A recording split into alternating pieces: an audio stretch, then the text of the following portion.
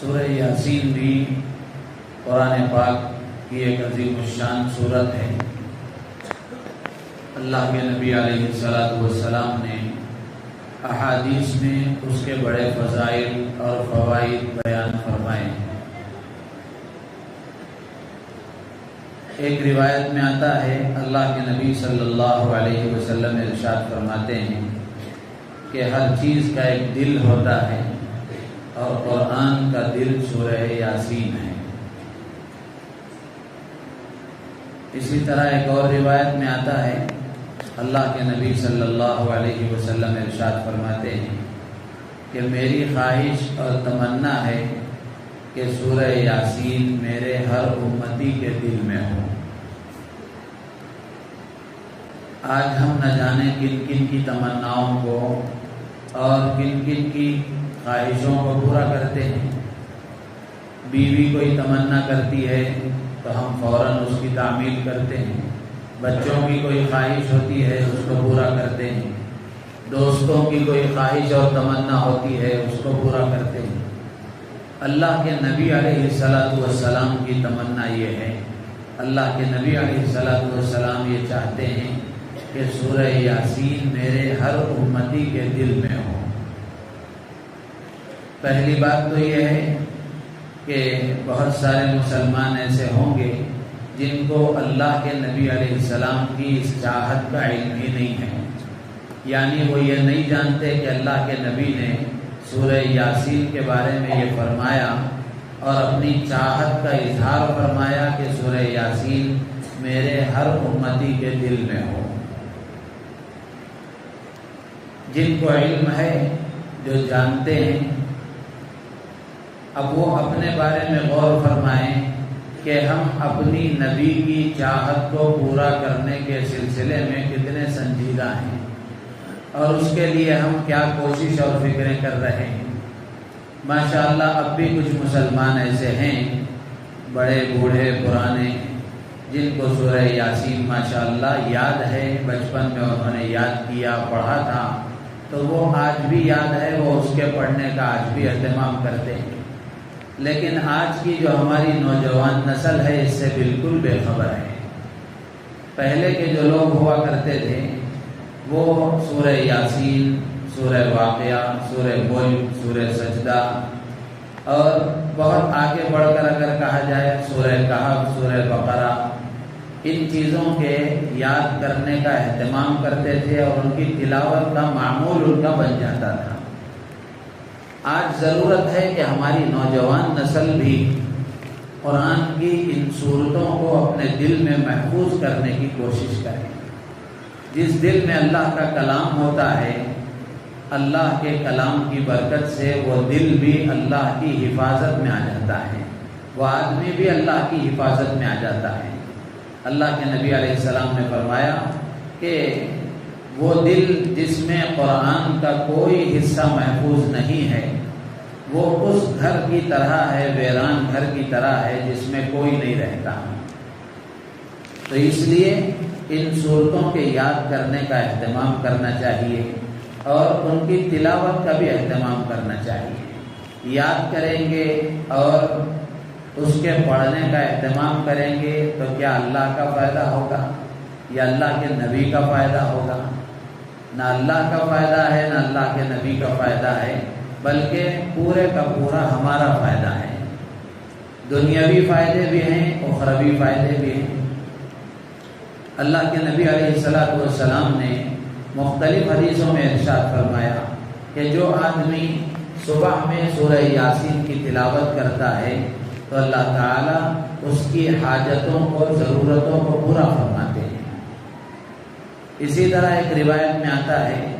جو رات میں سورہ یاسین پڑھتا ہے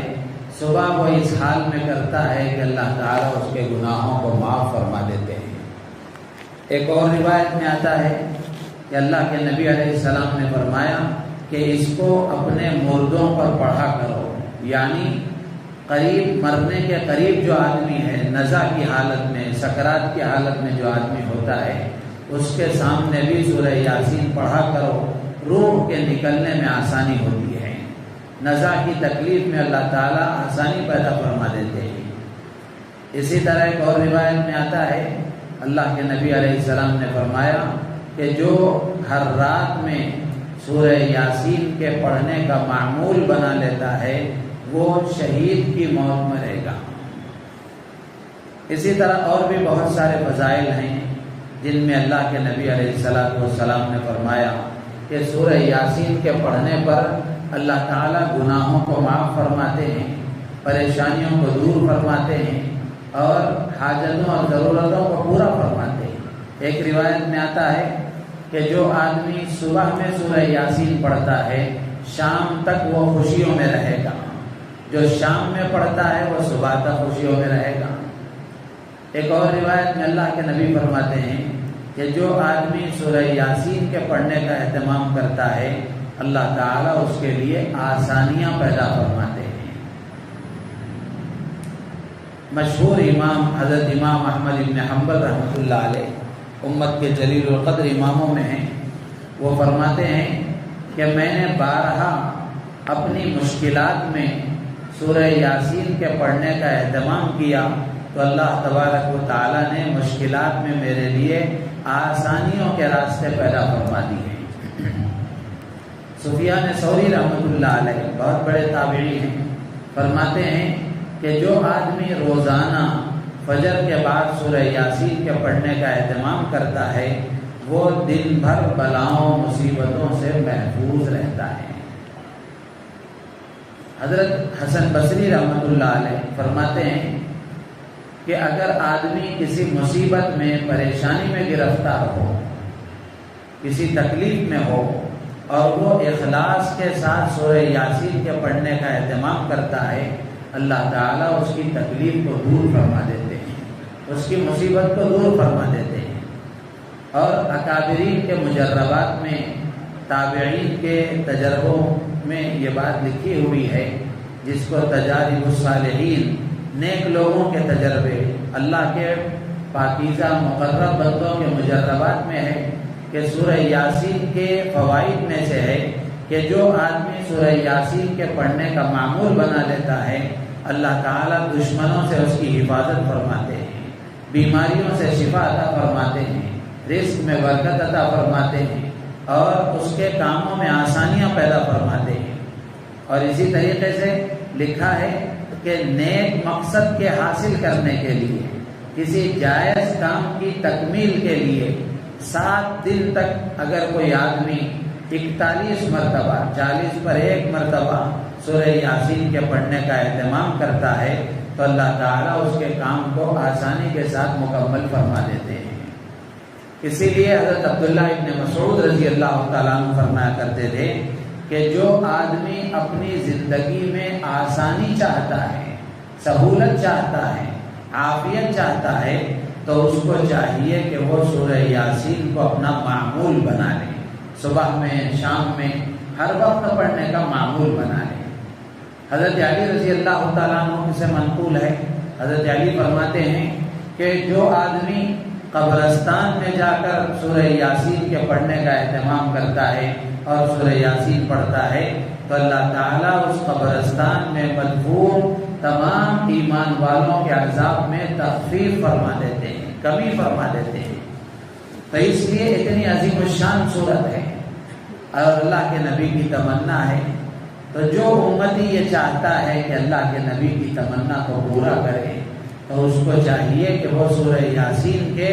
پڑھنے کا اہتمام کرے، اس کو یاد کرے۔ کوئی مشکل کام نہیں ہے، روزانہ 2-2 4-4 آیتیں اگر ہم یاد کرتے جائیں گے تو انشاءاللہ چند دن میں وہ سورت یاد ہو جائے گی، اور جب یاد ہو جائے گی تو روزانہ اس کا پڑھنے کا معمول اگر بنا لیں گے تو پھر وہ ہمیشہ کے لیے یاد رہ جائے گی۔ تو اس لیے ہم اس نیت کے ساتھ کہ ہمارے نبی کی تمنا ہے، ہمارے نبی کی چاہت ہے، ہمارے نبی یہ چاہتے ہیں کہ میرے دل میں سورہ یاسین ہو، تو میں اپنے نبی کی تمنا کو پورا کرنے کے لیے سورہ یاسین کو یاد کروں گا۔ اسی مجلس میں اس کا ہم ارادہ کریں، نیت کریں، انشاءاللہ اس کے لیے آج ہی سے محنت شروع کریں۔ ایک وقت آئے گا وہ یاد بھی ہو جائے گا، پھر اس کے پڑھنے کا اہتمام بھی کرتے رہیں گے تو اس کے جو فائدے بیان کیے گئے اپنے سر کی آنکھوں سے اپنی زندگی میں خود دیکھیں گے۔ اللہ ہمیں عمل کی توفیق عطا